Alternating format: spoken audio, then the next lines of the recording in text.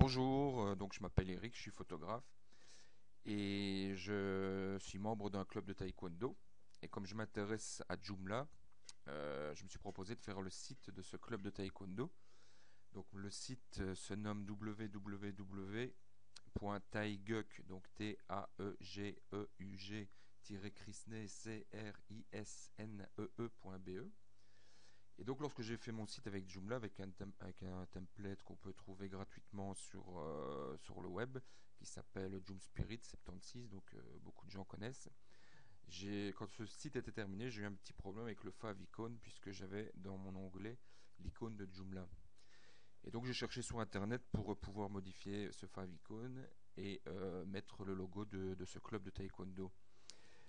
Et donc j'ai trouvé des vidéos en anglais mais peu en français. Donc c'est ça qui m'a donné l'idée de faire une vidéo en français pour aider les gens qui avaient rencontré le même problème que moi. Donc on va commencer. Donc il vous faut absolument Photoshop.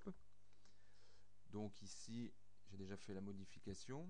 Mais on va reprendre mon logo. Donc je vais chercher mon logo. On va le prendre ici. Donc où est-ce que j'ai mis donc un logo en JPEG. Voilà, on l'ouvre. Donc la taille de ce logo est de 180 pixels sur 72 dpi. Donc pour votre favicon, il faut absolument qu'il fasse 16 pixels sur 72 dpi. Donc ça c'est très important. Il faut évidemment que le logo soit de bonne qualité puisque là il y a la dimension réelle, on voit pas très bien ce que c'est. Donc lorsqu'on fait son logo, il faut penser aussi au favicon pour qu'il soit visible. Ici c'est pas trop le cas, mais bon tant pis, c'est pour un exemple. Lorsque vous avez réduit la taille de votre icône, vous l'enregistrez en BMP, donc c'est obligatoire en BMP, pas en JPEG, en BMP. Voilà. Donc moi je l'ai déjà fait, mais on va recommencer.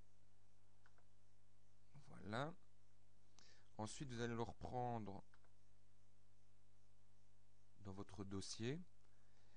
Et là, vous allez changer son nom. Donc vous allez le renommer et vous allez changer l'extension aussi. Donc on va l'appeler favicon évidemment. Et l'extension, on va mettre ICO. Donc ça ne fonctionnera qu'avec un BMP, j'insiste. Voilà. Donc il me demande si l'extension du fichier, ainsi de suite. Voilà. Le fichier du même existe déjà. Mais oui, bon, c'est pas grave, on va le remplacer. Voilà, j'ai deux favicon. Ensuite, il vous faut un client FTP. Donc on utilise régulièrement, enfin généralement sur le web, FileZilla, c'est le plus connu. Vous allez rechercher votre icône, donc en interne. Donc moi, il est ici, mon favicon ICO. Bon, je vais recommencer pour que les gens voient bien. Vous allez chercher sur votre site internet héberger votre template. Donc vous allez dans template. Moi c'est le Joom Spirit. Et là vous pouvez voir que le favicon est placé ici. Donc vous reprenez à gauche votre favicon et vous le déplacez évidemment ici. Bon, je ne le fais pas puisque moi c'est déjà fait. Et donc voilà, c'est en ordre. Si lorsque vous chargez votre page sur internet, il y a 9 chances sur 10 que vous voyez encore l'icône Joomla dans l'onglet. Parce que tout simplement, cette icône a été mémorisée. Donc prenez un browser que vous n'utilisez pas généralement. Donc si vous travaillez avec Explorer, prenez Opera ou bien un autre tout simplement. Et là vous verrez qu'il va s'installer, vous verrez votre favicon.